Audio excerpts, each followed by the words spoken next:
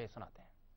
मैं ऐसा मानता हूं कि ये स्टिंग नहीं है। स्टिंग तो वो है जो कोई गलत काम हो रहा हो और खुफिया तौर से उसको रिकॉर्ड कर लिया जाए या उसको कैच कर लिया जाए। ये तो स्टिंग के नाम पर धोखा है, क्योंकि आप अगर कोई घटना होती है तो भारत के संविधान में भारत की सरकार ने और सारी दुनिया में मीडिया को लोकतंत्र का चौथा स्तंभ माना है और मीडिया को पूरा अधिकार है कि जो घटना हो रही है उसको दिखाया जाए।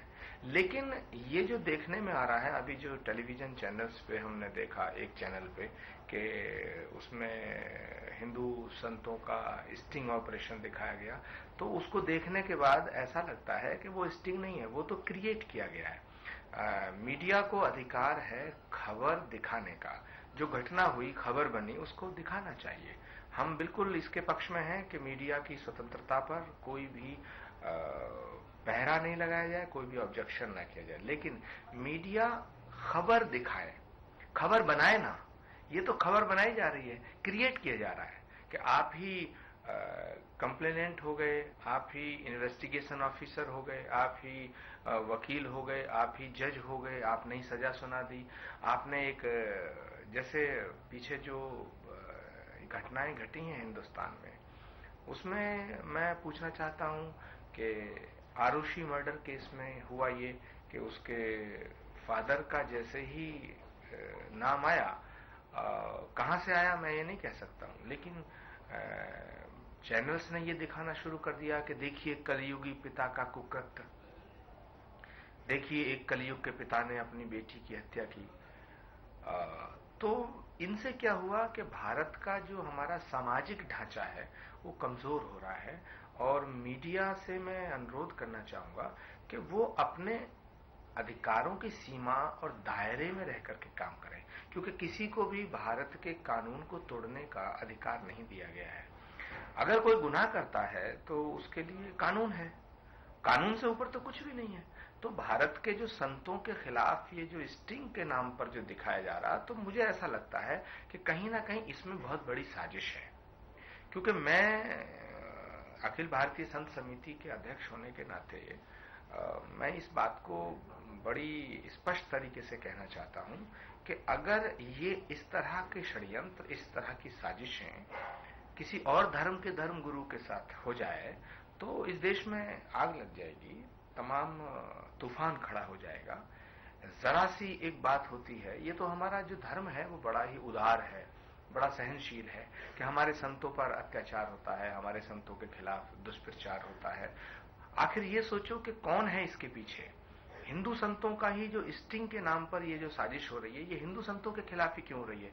तो हम आपके टेलीविजन चैनल से पूरे देश की जनता को ये बताना चाहते हैं कि इस पर भी सोचो, क्योंकि जब तक एक पक्ष देखा है, दूसरा पक्ष देखा ही नहीं है, तो आपको किसने अधिकार दिया कि किसी को मुलजिम ठहरा दिया जाए। किसी को हत्यारा कहते हैं, किसी को दोषी कहते हैं, किसी को ढोंगी कहते हैं, किसी को पाखंडी कहते हैं, किसी को दुराचारी कहते हैं। तो मैं तो नहीं समझता कि ये उचित है। जहां तक आशाराम बापू का सवाल है, अभी सुधांशु महाराज का सवाल है, और जिन लोगों के खिलाफ जो स्टिंग देखने को मिला है, तो हमने भी वो देखा है, तो उसमें कहीं भी ऐसा नहीं लग रहा है। अगर मान लीजिए किसी आश्रम के अंदर, किसी मंदिर में, किसी मस्जिद में, किसी गुरुद्वारे में कोई व्यक्ति जाता है और कहता है कि मैं पीड़ित हूं, मुझे शरण दे दो, तो कौन ऐसा धर्म है जिसका धर्म गुरु उसकी पीड़ा को दूर करने के लिए उसको शरण नहीं देगा। ये तो ऑब्वियस है। अब ये अलग बात है कि आपने भोले भाले संतों को ठगना शुरू कर दिया है कि आप एक नाटक करके एक व्यक्ति भेजते हैं, कभी उसको पैसे का लोभ देते हैं, कभी दान की बात करते हैं, कभी दक्षिणा की बात करते हैं, कभी विद्यापीठ बनाने की बात करते हैं, कभी वेद का विश्वविद्यालय खोलने की बात करते हैं। तो मैं ये कह रहा हूं कि गलत काम संत महात्मा नहीं कर रहे हैं, गलत काम आप कर रहे हैं, क्योंकि आप गलत काम कराने के लिए उनको प्रेरित कर। जिस तरह से दान सरीखे मामलों को भी मीडिया स्टिंग ऑपरेशन करने का जरिया बनाने पर तुला हुआ है, उसे संत धार्मिक आस्था से खिलवाड़ मान रहे हैं। आखिर अपराधी कौन, साधु या मीडिया? आइए देखते हैं क्या कुछ कहा कल की पीठ के संत प्रमुख ने। मैं स्पष्ट रूप से कहना चाहता हूं कि मुझे आप ये सवाल का जवाब दो कि आप एक व्यक्ति को ठगने का प्रयास कर रहे हैं। आप अगर किसी के पास जाते हैं और कहते हैं कि मैं मीडिया से आई हूं और आपका इंटरव्यू चाहती हूं, तो वो आपको मीडिया मैन मान के तो बात करेगा। आप हैं तो अपराधी, आप उसकी जेब काटने जाएं और कहें कि मैं आपका इंटरव्यू करना चाहती हूं, और इंटरव्यू करने के बहाने आप उसके कक्ष में प्रवेश करके उसका सामान ही लूट लाएं, तो ये गुनाह आपने किया या मैंने किया?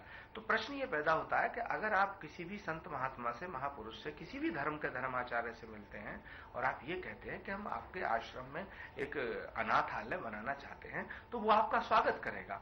और उसमें भारत की जो व्यवस्था है उसमें इतना जरूर है कि कुछ ना कुछ अड़चनें आती हैं, तो उन अड़चनों को दूर करने के लिए नाना प्रकार के लोगों की मदद ले लेते हैं। मगर हमारा मोटिव क्या है?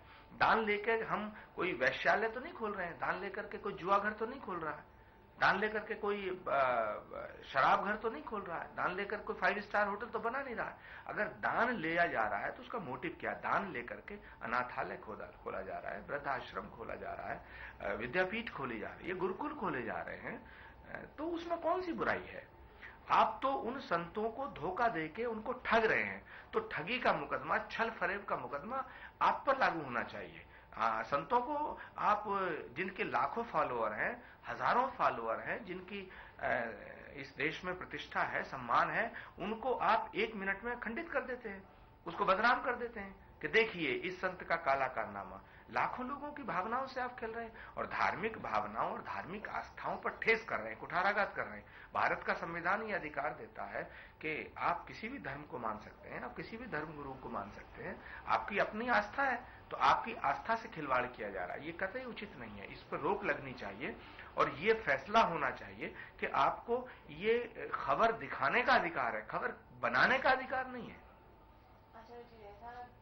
क्यों किया जा रहा है ये साफ, इसमें कोई छुपाने की बात ही नहीं है। मुझे लग रहा है ये सब पैसे का खेल है।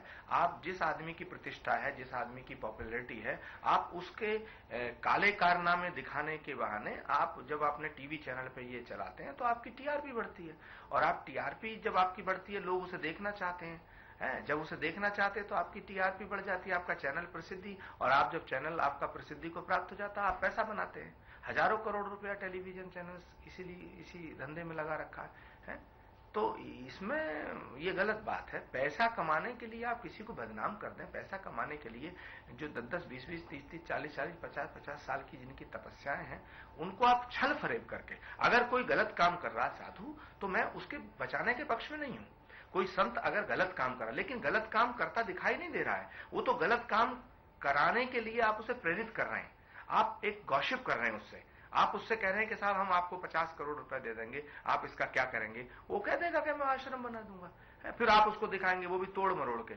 अगर जनवरी में आप उसको रिकॉर्ड करते हैं तो जून में दिखाते हैं, 5-6 महीने उसको आप एडिट करते हैं, उसमें स्क्रिप्ट कराते हैं, फैब्रिकेटेड करते हैं। फैब्रिकेशन है ये बहुत बड़ा अपराध है, ये गुनाह है। मैं तो कह रहा हूं ये इतना बड़ा गुनाह है कि अगर मान लीजिए थोड़ी देर को वो अभी शाइनी आहूजा वाला आप केस देखिए, उसका तो मैंने अभी एक आर्टिकल पढ़ा था, एक राज्यसभा के सदस्य हैं राजीव शुक्ला, उन्होंने बहुत अच्छी बात लिखी है, किसी अखबार में उनका आर्टिकल था।